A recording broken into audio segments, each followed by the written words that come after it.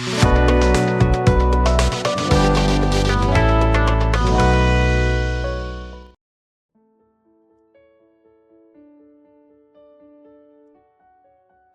pagi Bapak Ibu, Shalom.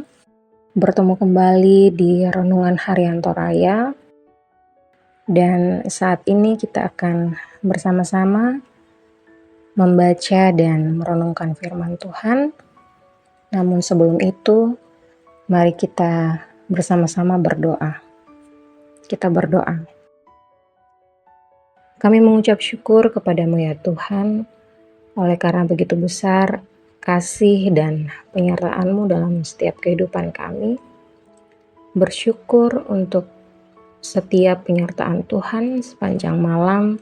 Kami boleh beristirahat dengan baik, dan pagi ini kami boleh dibangunkan dengan tubuh yang sehat dan kekuatan yang baru. Mengawali hari ini, kami akan membaca dan merenungkan firman-Mu.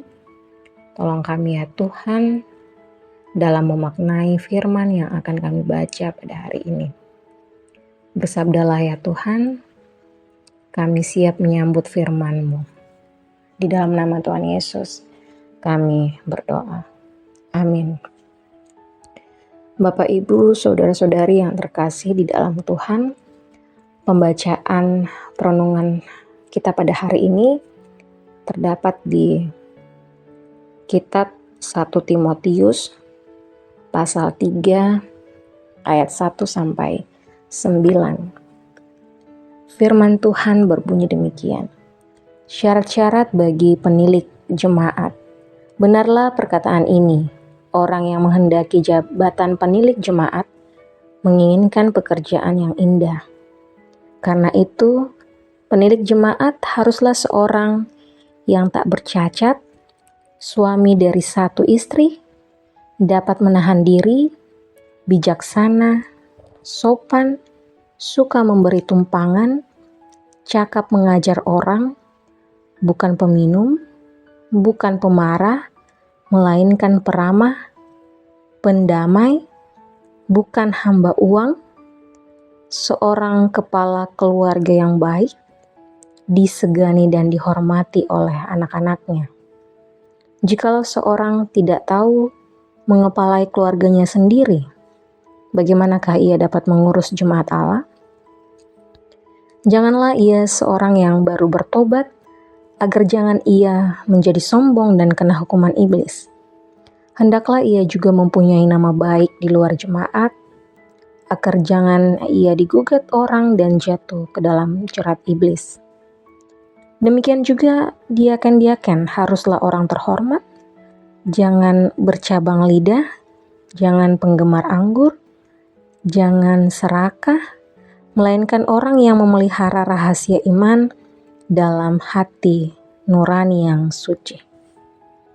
Amin. Firman Tuhan.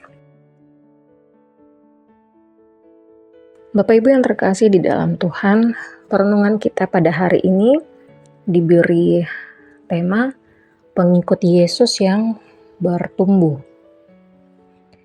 Ya, sering kita mendengar banyak cerita saat pemilihan penatua dan diaken di jemaat. Ada yang tidak bersedia dicalonkan dengan alasan masih terlalu muda, sudah terlalu tua, atau tidak bisa berkhotbah, dan tidak bisa jadi panutan, dan masih banyak alasan lainnya. Juga mungkin kita pernah mendengar orang berkata, dia itu penatua atau dia itu diaken, tapi kelakuannya atau sikapnya tidak pantas menjadi panutan. Nah, Bapak Ibu yang terkasih dalam Tuhan, sebagai pengikut Kristus, apa yang ingin kita katakan dengan realita ini? Ya, dalam bacaan firman Tuhan hari ini, kita belajar bahwa ada syarat-syarat khusus yang harus diperhatikan untuk mengangkat atau memilih pelayan khusus di jemaat.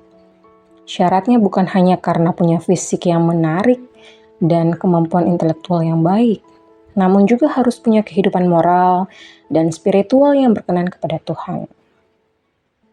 Syarat yang harus diperhatikan sebagai berikut.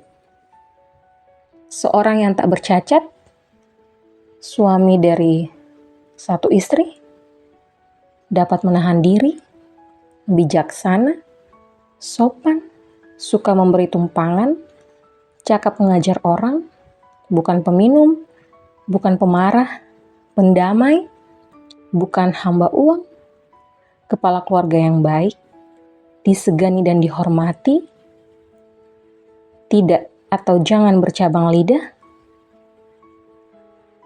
jangan serakah, dan lain-lain. Ya, sesuai dengan pembacaan kita pada hari ini. Nah, Bapak Ibu yang terkasih di dalam Tuhan, membaca syarat-syarat di atas mungkin membuat hampir semua orang akan mundur untuk menjadi pelayan. Nah, pertanyaannya lalu siapakah yang akan menjadi pelayan di jemaat? Ketika melihat syarat itu sebagai beban, maka memang akan sulit untuk kita memberi diri. Namun, jika kita melihat syarat itu sebagai penggerak untuk mengalami pertumbuhan sebagai pengikut Kristus, maka kita akan datang dengan kerendahan hati, mau belajar, dan dibaharui oleh Roh Kudus. Bapak Ibu yang terkasih di dalam Tuhan, Kristus tentu menginginkan agar pengikutnya mengalami pertumbuhan. Nah, ini juga berlaku bagi kita semua, bukan hanya bagi pelayan khusus. Oleh karena itu, Bapak Ibu, saudara-saudari yang terkasih di dalam Tuhan, marilah kita mengambil komitmen hari ini untuk mengubah satu hal yang perlu kita ubah untuk menjadi pengikut Kristus yang terus dan terus semakin hari bertumbuh. Amin.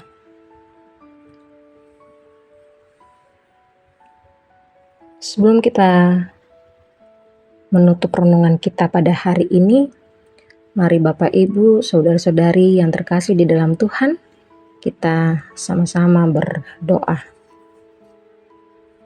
Mari berdoa.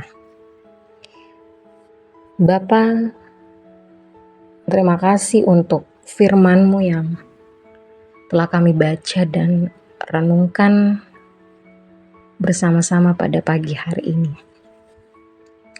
Ajar kami ya Tuhan untuk dapat menjadi pelaku firman-Mu. Biarlah melalui firman ini hidup kami diubahkan. Kami dapat hidup dalam penuh kasih dan ketaatan kepada Tuhan. Biarlah hidup kami juga dapat menjadi saluran berkat, menjadi garam dan terang dimanapun kami berada. Biarlah melalui hidup kami juga kami dapat memberi diri untuk menjadi pelayan-pelayan Kristus. Ya Tuhan Allah yang bertata di dalam kerajaan sorga, seluruh kegiatan-kegiatan yang kami akan lakukan sepanjang hari ini kiranya terjadi seturut dengan kehendak Tuhan.